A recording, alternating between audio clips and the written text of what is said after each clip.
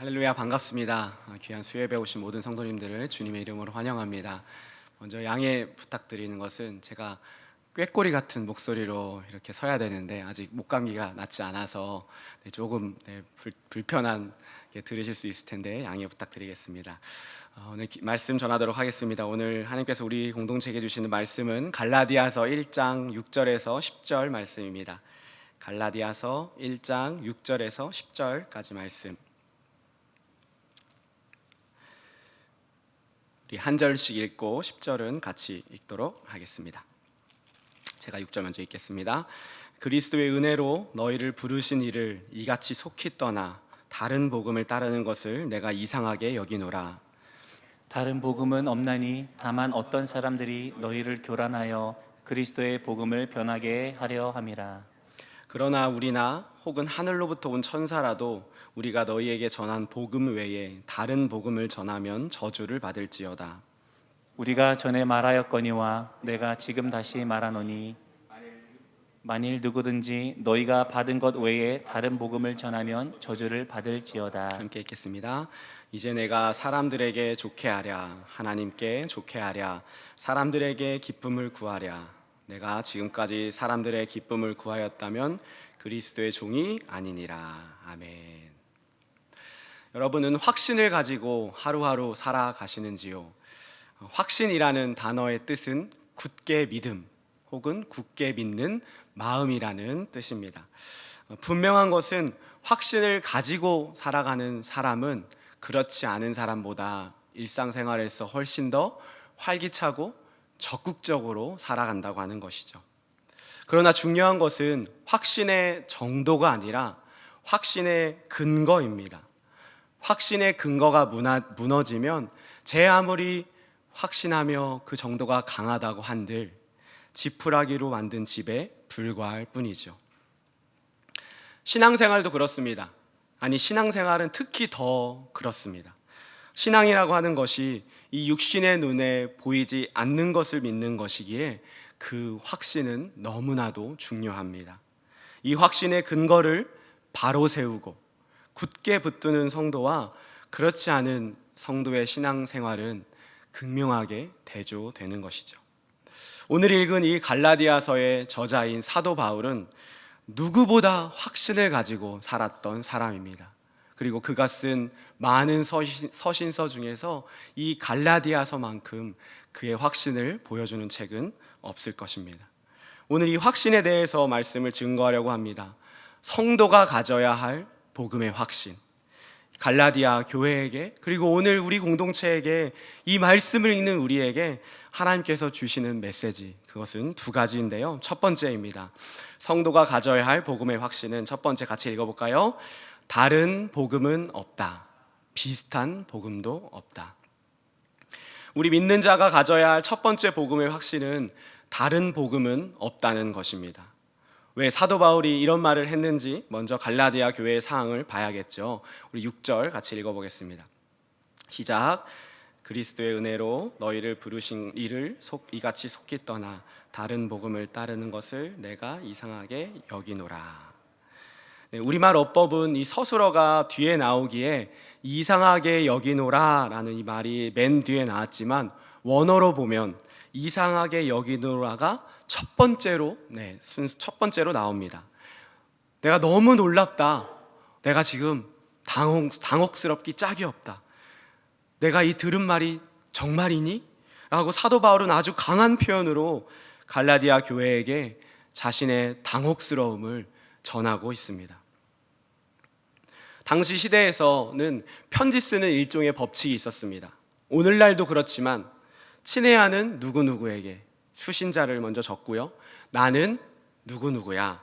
발신자를 밝히죠. 그리고 감사의 인사, 축복의 인사를 적는 것이 의례였습니다. 그런데 얼마나 당황스럽고 충격이었던지 바울의 다른 서신서에서 등장하는 감사의 인사말은 보이지 않고 바로 본론으로 들어가서 본론의 첫 번째 하는 말이 이것이었습니다. 나 지금 충격받았어.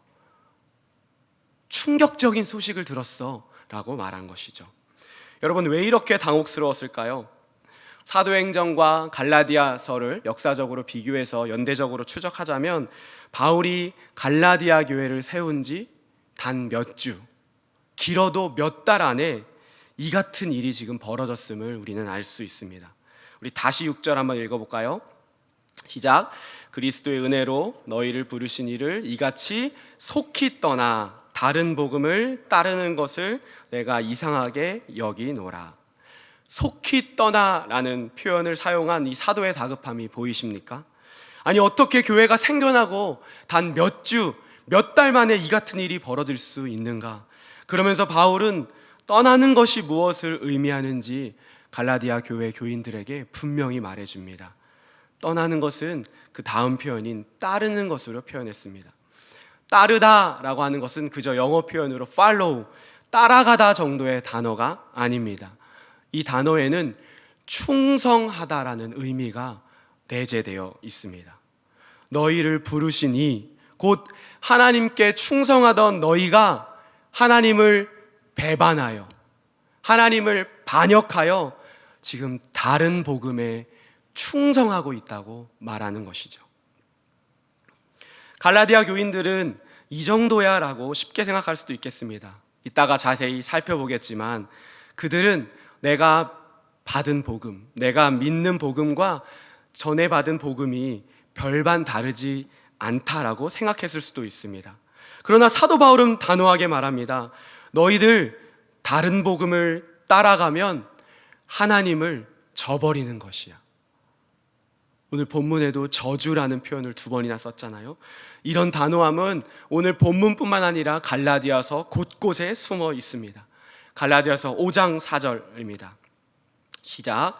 율법 안에서 의롭다함을 얻으려 하는 너희는 그리스도에게서 끊어지고 은혜에서 떨어진 자로다. 5장 12절은 쉬운 말 성경은 이렇게 번역했습니다. 제가 읽어보겠습니다. 5장 12절.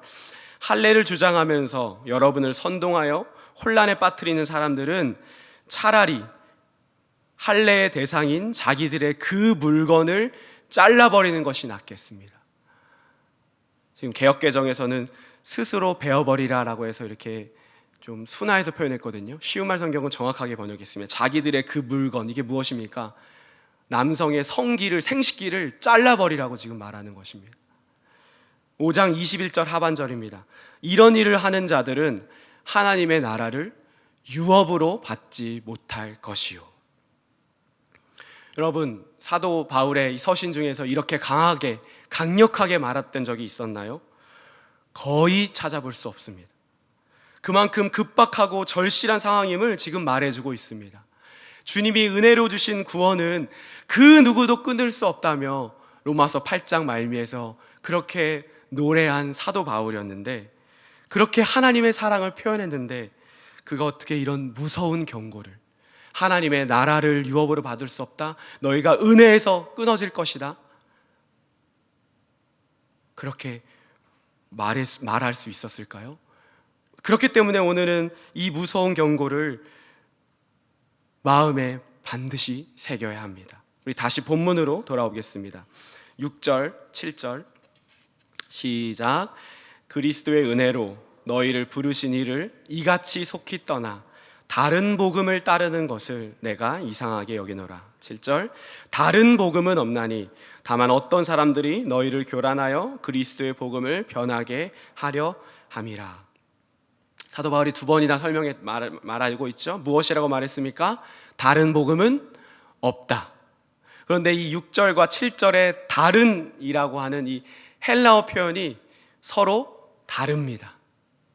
6절 다른, 7절 다른을 한글에서는 똑같이 다른이라 표현했는데 헬라어 성경은 표현이 다르다는 것이죠. 담임 목사님의 갈라디아서 설교집과 또 성령론에서 설교하신 적이 있는데요, 헬라어로는 이 다른을 2가지 단어로 표현합니다. 하나는 헤테로스, 다른 하나는 알로스입니다. 헤테로스는 종류가 다른 2개를 비교할 때 쓰는 표현이고, 알로스는 종류가 같은 서로 다른 2개를 비교할 때 쓰는 단어입니다. 담임 목사님의 설명 그대로로 옮기면 이렇습니다. 이 마이크와 저와는 종류가 다른 2개이기 때문에 헤테로를 쓰지만, 여기 앞에 계신 집사님과 저는 같은 사람이기에 알로스, 서로 다른이라고 할 때 이렇게 쓴다고 하는 것이죠. 본문으로 다시 오자면 사도는 6절에서는 헤테로스를 사용해서 종류가 다른 복음을 너희가 따르고 있다고 지금 말하고 있으며 7절에서는 알로스를 사용하여 다른 복음은 없을 뿐만 아니라 비슷한 복음도 없다 라고 지금 헬라어를 사용하여 거듭 강조하고 있는 것입니다. 여러분 기억하십시오. 다른 복음은 없습니다. 또한 비슷한 복음도 없습니다. 그렇다면 자연스럽게 드는 질문이 생깁니다. 과연 갈라디아 교회를 뒤흔든 그 가짜 복음, 이제 다른 복음이 아닙니다. 가짜 복음, 이 거짓 복음은 과연 무엇이었을까? 그것은 쉽게 말하면 복음 플러스 무엇입니다. 신학적으로 말하면 율법주의인데 그것보다는 복음 플러스 무엇이라고 외우는 게 더 이해하기 쉬울 것입니다. 2장부터 바울이 무엇을 말하죠? 율법의 행위, 특별히 할례에 대해서 말하고 있습니다. 너희들 할례 받아야 돼. 그래야 너희 구원받은 거야. 3장 4절에 보면 율법을 지켜야 해. 절기를 지켜야 해. 계속해서 이렇게 거짓 복음을 전하는 자들이 바로 너희들을 교란시켰다고 지금 사도 바울이 계속해서 말하고 있는 것 아니겠습니까? 여러분 이것의 공통점은 무엇입니까? 찾아보십시오. 할례 받아야 해. 절기 지켜야 해. 율법 지켜야 해. 율법 따라야 해.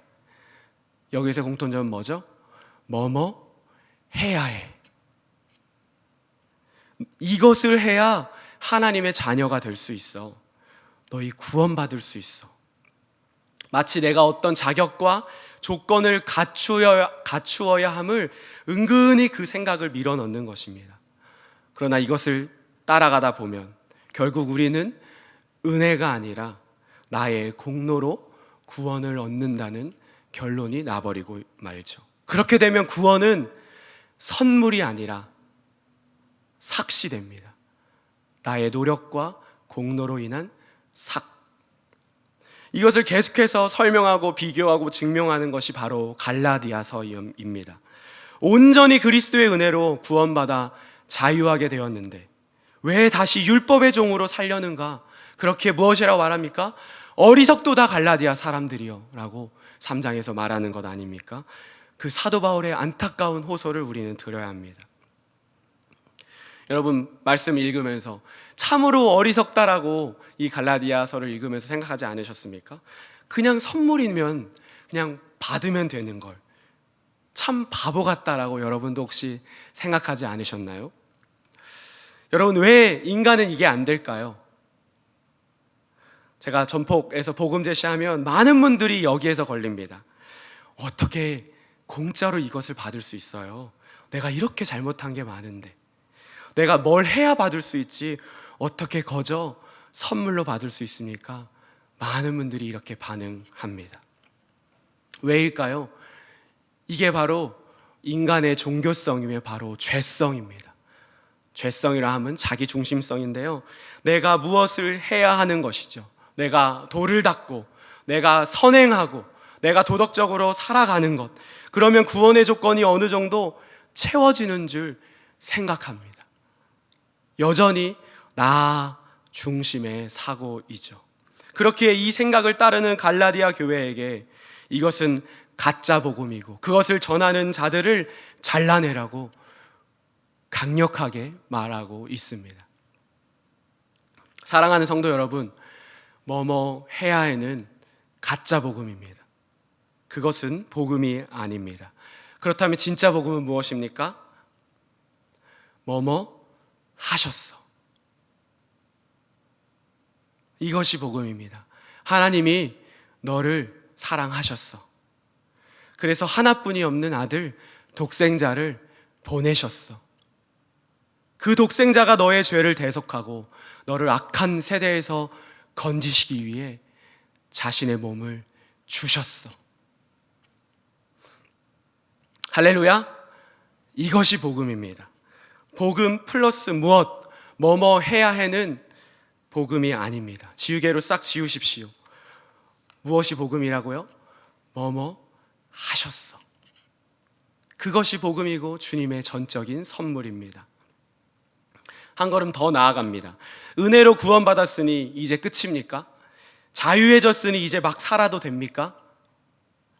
이에 대한 내용이 이제 내일부터 큐티인가요? 5장 13절부터 나오는 육체와 성령의 대조이며 갈라디아 교회의 또 하나의 거짓 복음입니다. 이를 신학적으로는 율법 폐기주의라고 하는데요. 쉽게 말하면 이제 복음 플러스 무엇뿐만 아니라 복음 빼기 무엇입니다. 이 무엇은 무엇일까요? 바로 삶입니다. 삶이 빠져버린 신앙생활. 바울이 무엇이라 말합니까? 육체의 일은 분명하니 음행과 더러운 것과 호색과 우상숭배와 원수 맺는 것과 시기와 분냄과 분열과 술취함과 방탕함 등등. 복음 플러스 무엇을 가지고 율법을 철저히 지키며 도덕적이고 바른 삶을 사는 것처럼 보이는 성도들이 한 극단에 있다면, 또 하나의 극단은 이 방종주의, 쾌락주의, 복음 빼기 무엇, 복음 빼기 삶의 모습을 가진 성도들이었습니다. 복음이 복음되지 못할 때 드러나는 양극단의 모습이 갈라디아 교회 성도들에게 모두 나타난 것입니다. 갈라디아 교회에 들어온 거짓 복음, 가짜 복음은 바로 이것입니다. 복음 플러스 무엇? 복음 빼기 무엇? 그렇다면 오늘 우리에게 이 말씀을, 우리 공동체에게 이 말씀을 대입해 봅시다. 당신에게는, 우리 공동체에는 이 가짜 복음이 없습니까? 복음 플러스 무엇? 구원을 주시는 은혜를 오해하여 여전히 내가 무엇을 해야 하나님의 기쁨이 되고 자격이 된다고 생각합니다. 그렇지 않으면 하나님이 나를 받아주시지 않을 거야 하며 스스로 비하하죠. 청년들과 교제하면 생각보다 많은 지체들이, 특별히 모태신앙 가운데 큰 지체들이 이런 모습을 가지고 있습니다. 그렇기에 헌신하지만 그 헌신이 은혜에 감사하고 벅차서 하는 사역이 아니라, 그렇지 못할 때 벌 주시는 하나님, 엄한 하나님, 무서운 하나님 때문에 억지로 하는 모습이 되는 것이죠.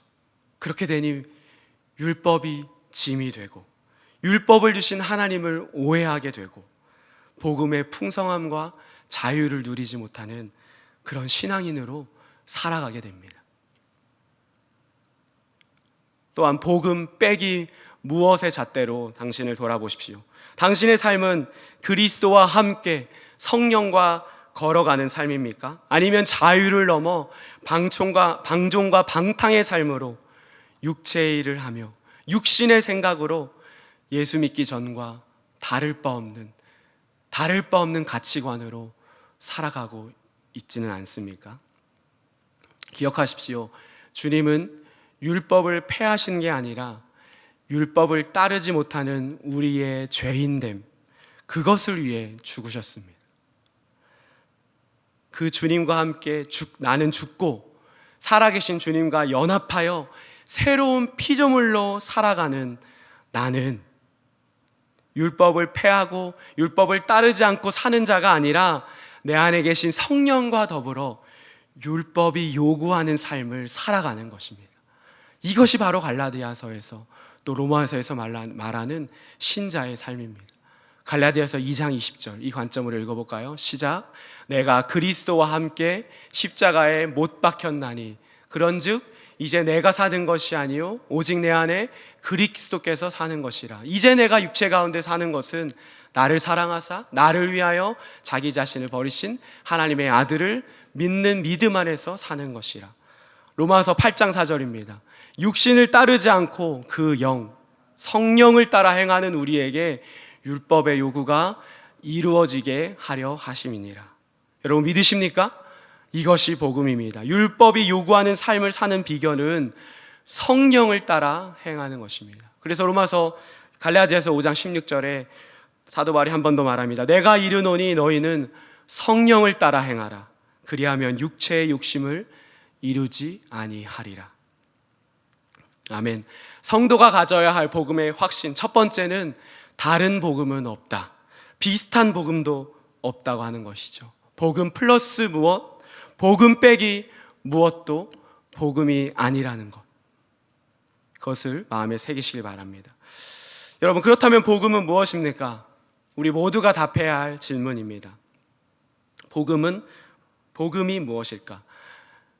한 15개에서 20개의 단어로 한번 적어봤으면 좋겠습니다. 우리 설교 시간이지만 제가 한 20초 정도 시간을 한번 드려볼 텐데요. 여러분 생각이나 혹은 펜이 있으시면 오늘 온라인으로 참석하시는 분들도 한번 적어봤으면 좋겠습니다. 복음이 무엇인가?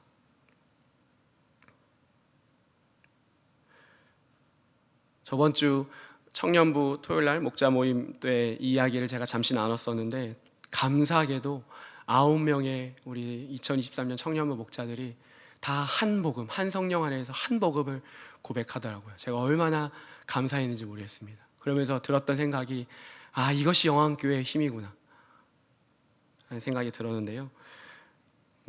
여기서 발표하고 싶지만 발표할 수는 없고, 여러분 제일 좋은 것은 말씀을 많이 외워두는 것입니다. 복음을 고백할 때 제일 우리가 고백하는 것, 요한복음 3장 16절, 하나님이 세상을 이처럼 사랑하사 독생자를 주셨으니 누구든지 이는 그를 믿는 자마다 멸망하지 않고 영생을 얻게 하려 하심이라.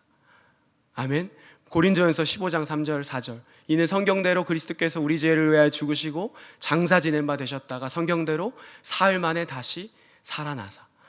로마서 5장 8절, 우리가 아직 죄인 되었을 때에 그리스도께서 우리를 위하여 죽으심으로 하나님께서 우리에 대한 자기의 사랑을 확증하셨느니라.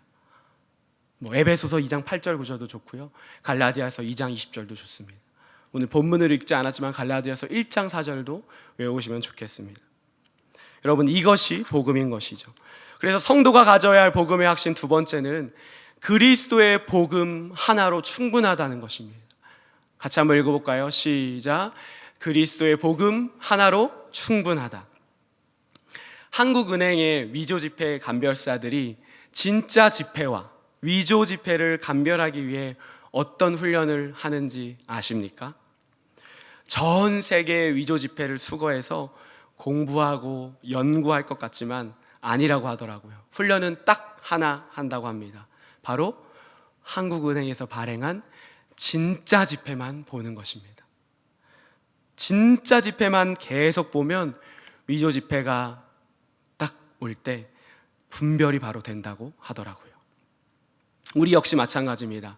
성도가, 신자가 가져야 할 복음의 확신은 진짜 복음을 계속 묵상하고 그 안에 머무는 것입니다. 우리 본문에서 그 복음이 무엇인지 한번 찾아볼까요? 우리 6절 다시 한번 읽겠습니다. 시작. 그리스도의 은혜로 너희를 부르신 이를 이같이 속히 떠나 다른 복음을 따르는 것을 내가 이상하게 여기노라. 그리스도의 은혜, 그리고 너희를 부르신 이, 하나님이 나를 부르신 것, 여러분 이것이 복음입니다.